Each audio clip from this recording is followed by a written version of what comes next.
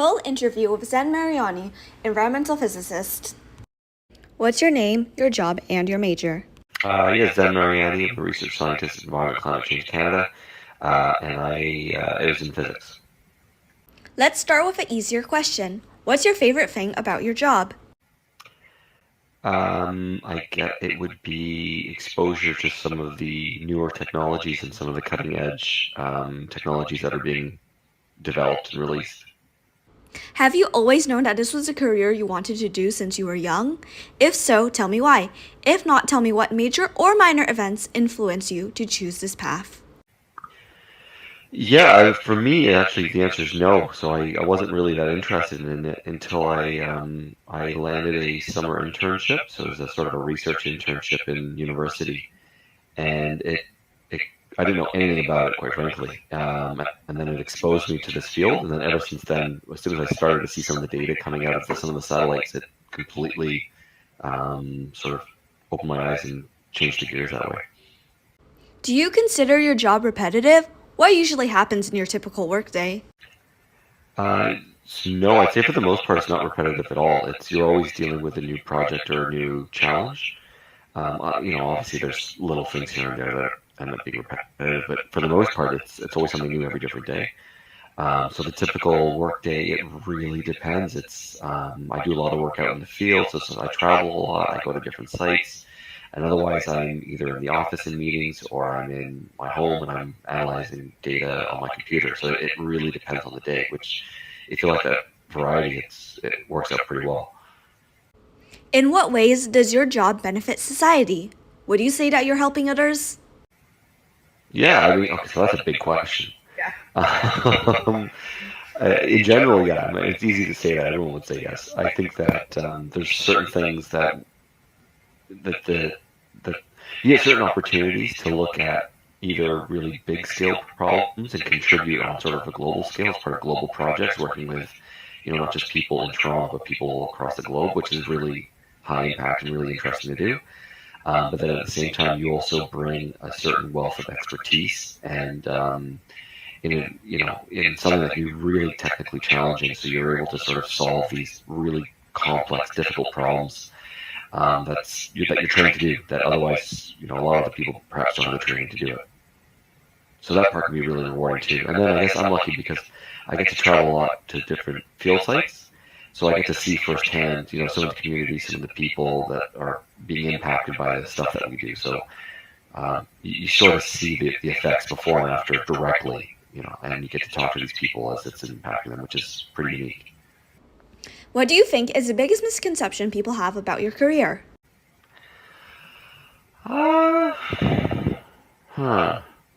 I don't know. I haven't thought about that. I guess it would be something along the lines of, um, people think of a lot of what physicists do is, you're kind of just alone in a room solving math problems all day, and you're locked in a dungeon somewhere doing this all by yourself. But it's really not like that at all. I mean, I'm sure it is for some people, but in general, it's not. It's much more collaborative. You're working with a lot more people, and there's a lot more of a communication aspect where you have to go out and speak to people and communicate your science. What aspects of mathematics and critical thinking do you think are incorporated into physics? Yeah, that's a good question. So I think the answer is it depends on what you do in atmospheric physics. But for me, I'd say there's major elements to your training in physics that you apply to atmospheric physics. So you need to know quantum because you need to know about spin characteristics of trace gas molecules to understand spectroscopy. You need to know fluid dynamics because if you want to be able to understand flow and meteorology and wind patterns and synoptic scale wind systems, or like let's say hurricanes, whatever, tornadoes, you need fluid dynamics.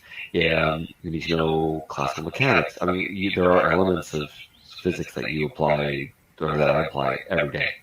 So it all applies really. It just depends on what you are doing specifically. For me, the type of work that I do a lot of work with lasers and optics and radiative transfer and radiation and thermodynamics and those aspects of physics.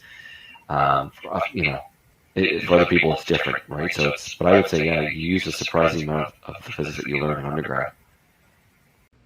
What type of physics do you study and how does it differ or is similar to other disciplines of physics? Yeah, so I'd say it depends. Again, it depends on what you do. So, in terms of biology, I guess there's not that much of it, but there are physicists who have strong linkages to biology, and so there's kind of a crossover there depending on what they do.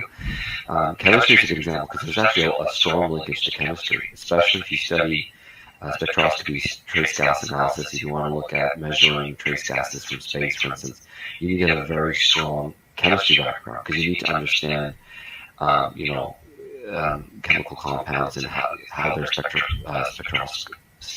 how their signatures in spectroscopy can be observed and measured and quantified. You need to understand the chemical reactions to understand, if you see ozone decreasing, why is the ozone decreasing, why is it increasing other trace gases. So there's actually a lot of linkages to some of these other fields. In terms of critical thinking, I'd say that applies overall. I mean, if you don't develop that skill, then at any point you're gonna get stuck with a problem or a scientific analysis that you're like, why is this happening? And without critical thinking, you're not going to be able to approach that properly, or maybe you will, but it'll be a lot more difficult. And then there was one, math. You asked about math. I'd say mathematics is sort of your toolbox. So without a strong understanding of the mathematical fundamentals, you're not going to be able to do that much because so much of what we do is we need to quantify what we observe. And if you don't have the math, then it's difficult to do that, right? And that could be something as straightforward as just basic statistics, and it could be something way more complex as quantum chemistry and doing some really high level fluid dynamical calculations using supercomputer. I know climate change is a huge issue in your line of work. So what is your biggest concern about the impacts of climate change and why do you think people are so skeptical of it? Okay, so for the first question, and you'll get a lot of different answers in terms of concerns because it touches on so many different aspects.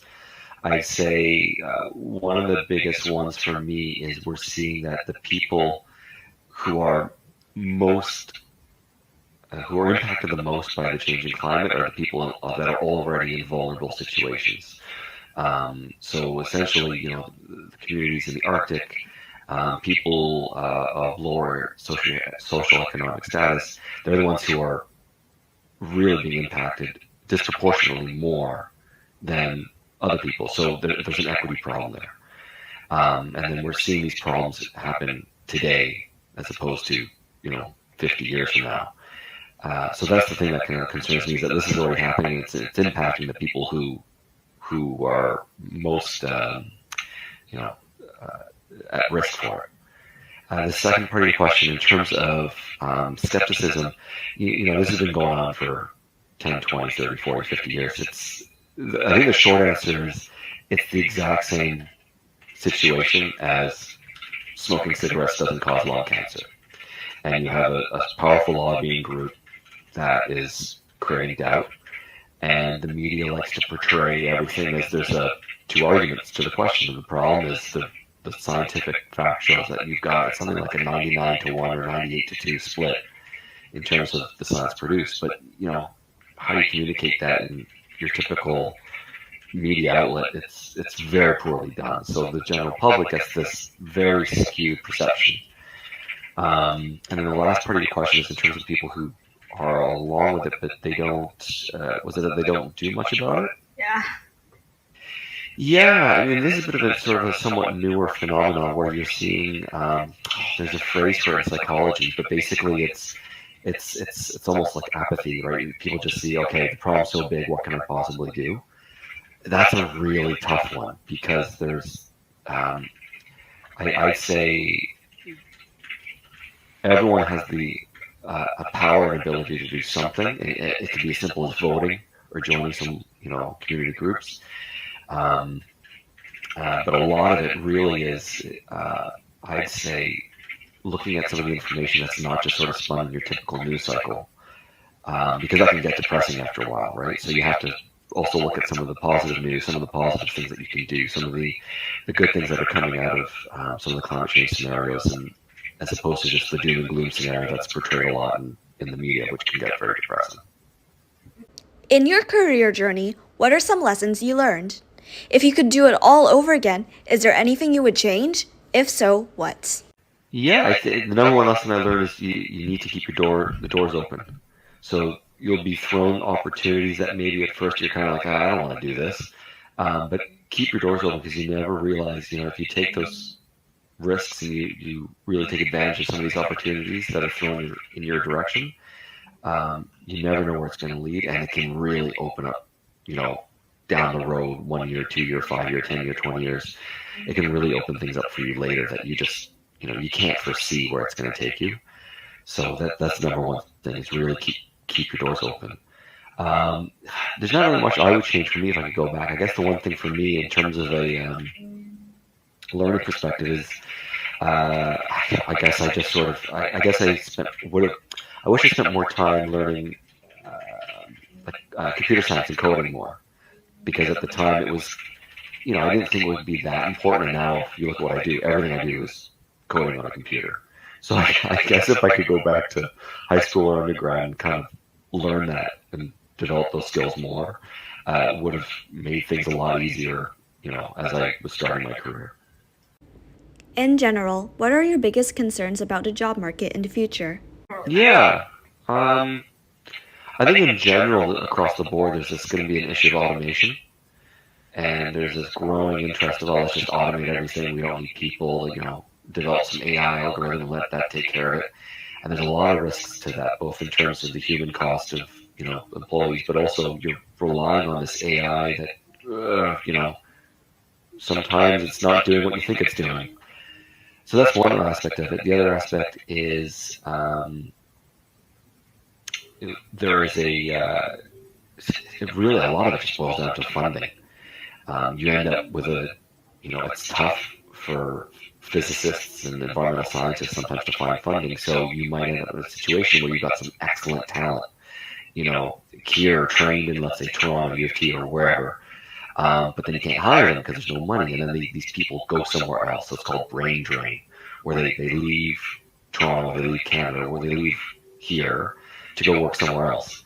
So there has to be that interest from the public to fund this type of science and engineering and all this work to keep the people here, to keep them interested, and so that way we are the ones developing these things and the science and these technologies, and we're not the ones stuck trying to buy it from other people. So I think that's a challenge too.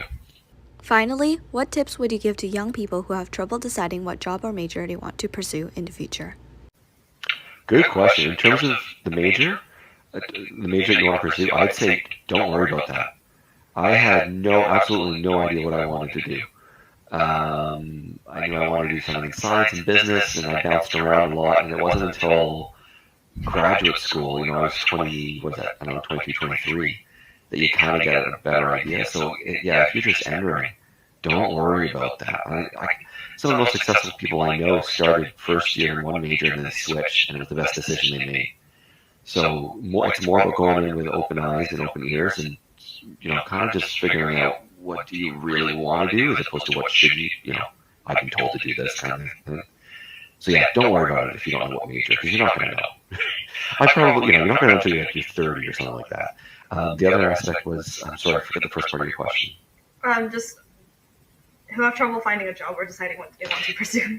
Yeah, I mean that's a good one. That's frustrating. I was very frustrated when I was going through that process. I'd say a few things. The importance of networking is huge. I didn't want to admit that when I was looking for a job, but it is huge. Network, build a network, collaborate, work together, get your name out there, listen to people, do these 5-10 minute coffee meetings, those kinds of things. Because often it's going to end up being who you know. And I'm not saying it's the best way, but that's unfortunately how it is. Secondly is resilience. You really, when if you're having trouble finding a job, ask for help. Get people to look at your resume. Maybe look at, what are you lacking? And you can pick up a job here or volunteer experience there. And then the biggest thing, resilience. I mean, if you're only applying to a couple and then you give up, then that's not going to work. You really, in today's market, you have to really put yourself out there, apply to a lot of different places, refine your resume, tailor your resume, and take feedback. If I went to interviews where I didn't get the job, and my first question is, okay, can we sit down for a 10-minute post-interview? Let me learn what I'm doing poorly, what I'm doing well. How can I improve? Because if you don't improve, you're just going to get stuck in the same loop. So, sorry, that's a bit of a rambling answer, but there you go.